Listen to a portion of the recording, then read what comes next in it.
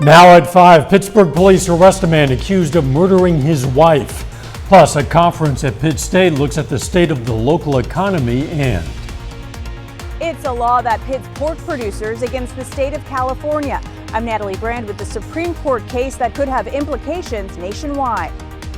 The 4 states' most watched news starts now. A Pittsburgh man is charged with the murder of his wife. This is KOAM News at 5. I'm Dow Quick. Authorities were responding to a wellness check shortly after noon yesterday for a woman in a home in the 1300 block of Cedar Crest Drive. Officers had to forcefully enter the home where they found the body of 54-year-old Michelle Fontenot. The investigation quickly led to the victim's husband, 60-year-old Timothy Fontenot, as the primary suspect. Officers later stopped Fontenot's vehicle as he tried to return to the scene. Police say when officers tried to forcibly remove him from his vehicle, he drove into several officers. Police managed to arrest him on charges of second-degree murder, aggravated assault of a law enforcement officer, and felony interference with law enforcement. Pitt State hosted a conference today to discuss the outlook of the local economy. Officials say the local economy relies on the status of the national economy. However, Pittsburgh economists are optimistic about growth in the city. It's very optimistic, and especially now with more housing coming online here in Pittsburgh. I mean, literally within the next couple of weeks, we're adding residents, which adds even more growth to the community, and combined with that wage growth, we really feel like this growth will continue locally for some time. Economists say despite the labor force being smaller, the growing population could soon meet the demand for local jobs. The Miami police chief and the Miami drone team were at Wyandotte High School today. The team showed the aviation class of the school different types of drones, drone programs, and their uses. The police chief says technology is evolving and students should be aware. You know, this technology is emerging. It's an up-and-coming field, and for young aviation students, it's a great demonstration to see what it can do right now. And by the time they're graduated in the field, the capabilities will just be tenfold again. It is ever-evolving field, and just to show them what the capabilities are now and what they can get into, I think it's important to them to see what these can be used for. The Miami PD drone team is the only law enforcement agency drone team in operation in northeastern Oklahoma. Let's check in with Doug Heddy for a first look at the weather. Well, finally, we got some showers across the region yesterday evening into the overnight hours, and kind of on and off throughout the morning hours today. The only bad news here was it wasn't super heavy, so we didn't get a whole bunch of rain, but we will definitely take what we can get. You can see the heaviest over the past several hours has been along and south of the I-44 corridor, but all this is out of here now. In fact, we're clearing out. We're seeing mostly sunny skies as this wave rotates off toward the east. Here comes another wave. That's going to rotate in as we head into the overnight hours tonight. We're warming up with some sunshine, mid-70s right now. It's windy. We have those southerly winds at about 10 to 20. And as we go through the rest of the evening hours, a little bit of sun. We hang into the 70s, eventually to 63. We're going to track those rain chances for you here in just a bit. See you then. The death toll from Hurricane Ian is now up to 129 people. Many people who survived are struggling to clean up after catastrophic damage. Officials say more than $207 million in claims have already been paid out by insurance companies. Statewide, the damage is estimated to be more than $100 billion. Supreme Court justices will determine the constitutionality of a 2018 California proposition on animal welfare. The National Pork Producers Council has sued over the constitutionality of the law, saying it hurts pig farmers and will make pork more expensive all across the country. Reporter Natalie Brand has more details from the Supreme Court. Pork producers got their say in front of the Supreme Court Tuesday, challenging a California law that could impact how pigs are raised nationwide. California, which produces almost zero pork, consumes a tremendous amount of it, is trying to reach out into other states and impose its moral views on other states. California voters passed Proposition 12, requiring more living space for farm animals eventually sold as food in the state. This is a law that addresses only the pork that is consumed in the state of California. Yeah, but the reality is the reason they have this law is, one, because they don't have pork producers in California, so nobody's going to be hurt from that point of view, and two, they want to affect conduct in other states. The Humane Society has argued the California law is not only about animal welfare, but human health. We've seen this over and over again. Confining animals in these extreme conditions where they are packed so tightly in spreads viruses, and it makes it more virulent. This case may have major implications on the Constitution's Commerce Clause. Legal analysts say the High Court's opinion could impact states' ability to regulate other issues as well. Pork producers argue the added expense to comply with California's law will ultimately get passed on to consumers. What California will do is force farmers to adopt these standards that are going to raise the price of food for everybody. It is the right move, and people are willing, even if it has a slight increased cost initially to change over. Farmers say the court's ruling could change the industry. A decision is expected by the end of June. Natalie Brand, CBS News, the Supreme Court. The Biden administration sided with pork producers and argued against the proposition in court. President Biden and other G7 leaders are pledging their undeterred support for Ukraine, which has been the target of relentless Russian missiles. Officials say at least 19 people were killed when Ukrainians endured one of the largest Russian air attacks in that nearly 8-month war. The G7 nations promise severe consequences if Russia uses nuclear weapons. Still ahead, the cost of going on vacation.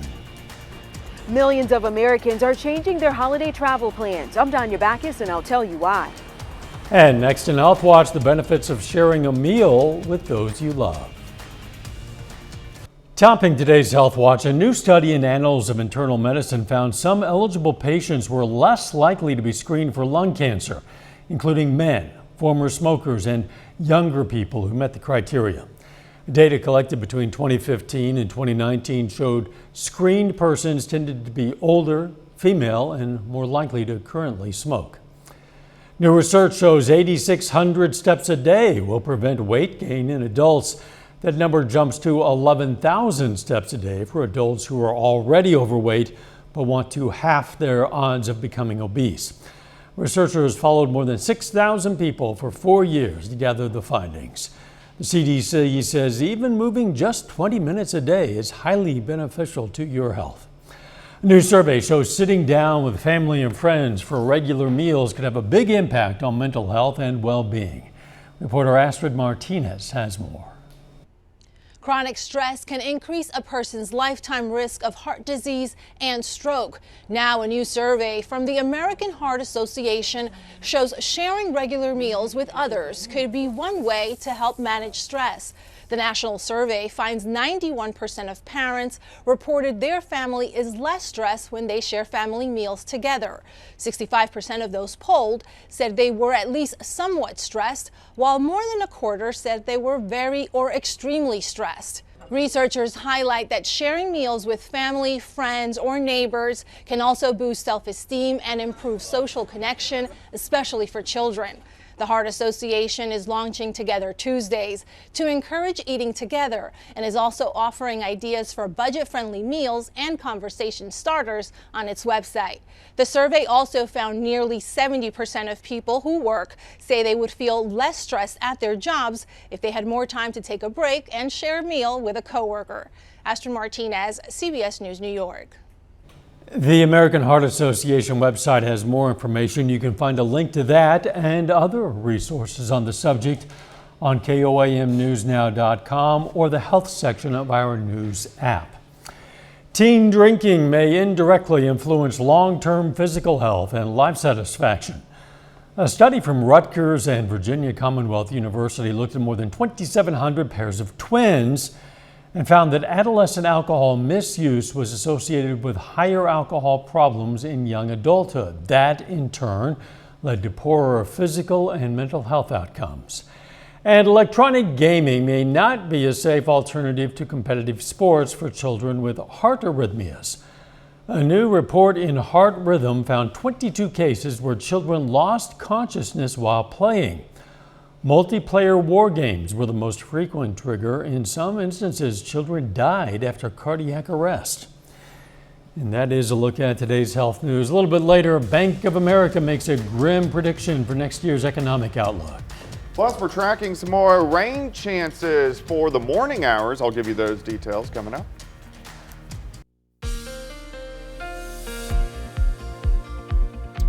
Well, of course, we had the on and off showers for us last night into the daytime hours for us today. Mainly light, but better than nothing. We've been so dry as of late, but now these showers are out of here and we have actually partly to mostly sunny skies, and that's what we're going to see as we go through the rest of the evening hours. And to go, of course, Seneca, Missouri. All right, rainfall amounts, not a lot.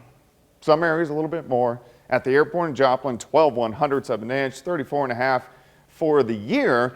But we're behind by over 2.5 inches. So we need some more rain, but you can see these showers rotating through during the daytime hours for us today, and then kind of working out of here just recently over about the past hour or so, now mainly out across central parts of Missouri. So north of Springfield toward Bolivar, Buffalo, and then down toward Branson. But we look fine as we go through the rest of the evening hours.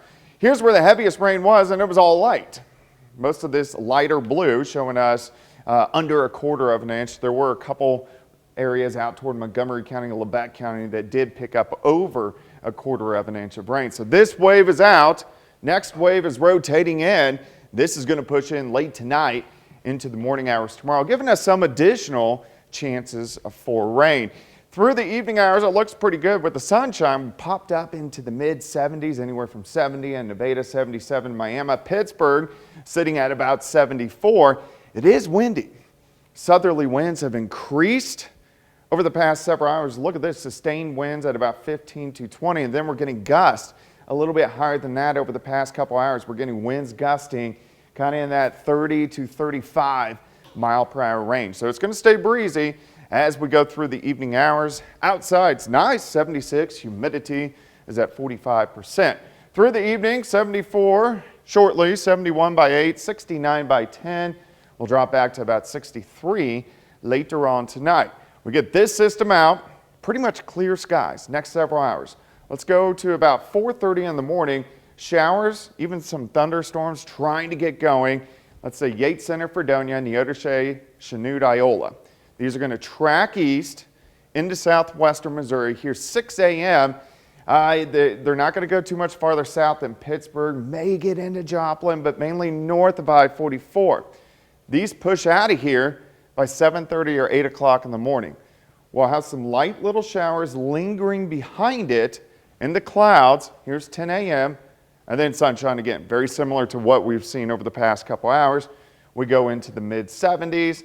By tomorrow night, clear skies, kind of chilly as we drop back into the upper 40s for overnight lows. So your day planner tomorrow, thunderstorms in the morning, north of I-44, then sunshine, high temp, 75 degrees. In the areas that do get rain, it's mainly going to be our northern counties, kind of clipping the metro. But again, we will take what we can get when we can get it.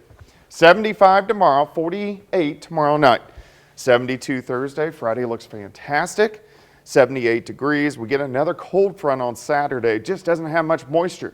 So maybe a few random showers, 75, and then Sunday looking pretty good. So overall, temps look nice. We just need to get more rain in here for sure. Yeah, whatever we can get is welcome. It hasn't been much and it hasn't been everybody, but at least it's been something. Yep, absolutely. Thanks, Doug. Coming up, the high cost of travel is impacting people's holiday plans. First, though, we honor a local veteran. W.M. Hughes served in the U.S. Army Air Corps during World War II. The Arcadia, Kansas native was a prisoner of war in Germany after his plane was shot down. And we salute Master Sergeant W.M. Hughes, a four-state hero. Topping today's Consumer Watch, the U.S. could be on the verge of losing tens of thousands of jobs. Bank of America warns the Federal Reserve's aggressive inflation-reducing policies could also slow the job market. Company says the economy could start losing 175,000 jobs a month throughout much of 2023. Bank of America believes a recession will begin in the first half of next year, with the unemployment rate climbing to 5.5%. On Thursday, the Social Security Administration is expected to announce its 2023 cost of living adjustment. The so-called COLA affects 66 million Americans who receive benefit checks from the agency, with its aim to keep seniors from losing purchasing power from inflation. The Senior Citizens League Advocacy Group says seniors are likely to receive an increase of 8.7%. That would be an average monthly increase of just over $144, making it the largest such hike since 1981. The holidays are right around the corner, and like just about everything these days, the prices for travel are going up. That has a lot of Americans rethinking their plans. Danya Bacchus reports. Ricky Gamino is visiting Southern California and says inflation has him planning trips carefully.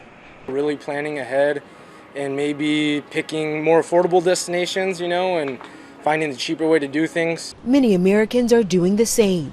A new report from Bankrate finds nearly 80% of people are changing their holiday travel plans because of rising costs. 26% say they will travel for fewer days, and 25% are selecting less expensive accommodations. In the past, I would normally just rent a hotel while I was visiting, but this time I mixed it up, and so I'm staying with friends a couple nights. Bankrate's Ted Rossman says it can also help to change the dates you travel. Think about your timing. For Thanksgiving, for instance, a lot of people travel on Wednesday and Sunday. If you could think about maybe going a few days early or maybe staying a few extra days on the back end, that kind of zigging when others zag can save you some money and reduce the crowds. Many people will skip the airport to save money. About 1 in 4 plan to drive instead of fly. As high as gas prices are, airline fares have gone up tremendously as well. Experts say no matter how you are getting to your destination, it's important to plan now. Believe it or not, it's already getting kind of late in the game for holiday travel bookings. So I would say book as soon as you can, especially for flights. That's where we're seeing the biggest increases.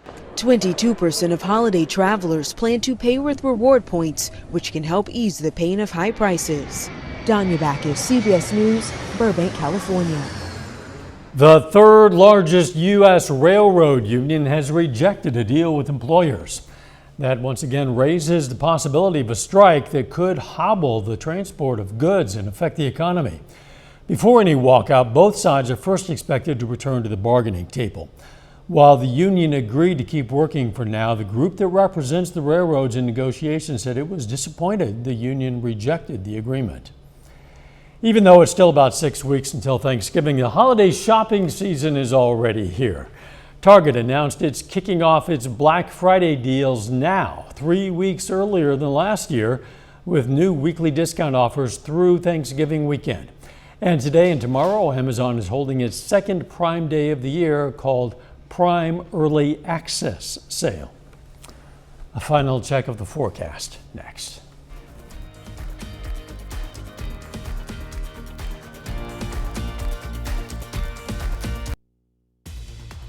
CBS Evening News, closing statements in the trial of the suspected Parkland, Florida school shooter. Then on KOAM News at 6, new details on an attempted murder case in Fort Scott, Kansas. Plus more on a conference today about the economic outlook for Pittsburgh. And playoffs began for high school softball in Southwest Missouri. We're going to have the highlights. Stay with us for the CBS Evening News and then KOAM News at 6. We're learning more about NASA's successful mission last month to change the trajectory of an asteroid. Scientists did it by slamming a spacecraft into the asteroid Dimorphos. Prior to impact, Dimorphos orbited another asteroid once about every 12 hours. New observations show that orbit has been shortened by 32 minutes. The goal of the Double Asteroid Redirection Test, or DART, was to shave at least 10 minutes off the path. So they succeeded and then some. I remember shooting down asteroids at video arcades way back in the 1980s. Yeah, well, not that hard. I mean, I guess it was successful. You used to be able to do it for quarters. It costs a bit more now. There you go. All right, weather-wise, we look pretty good for us tonight. Pretty much clear skies, but then late tonight, some scattered showers, even a few thunderstorms into tomorrow morning, mainly our northern counties, then sunshine and 75. Thanks for joining us. See you at 6. Let's make it a great evening.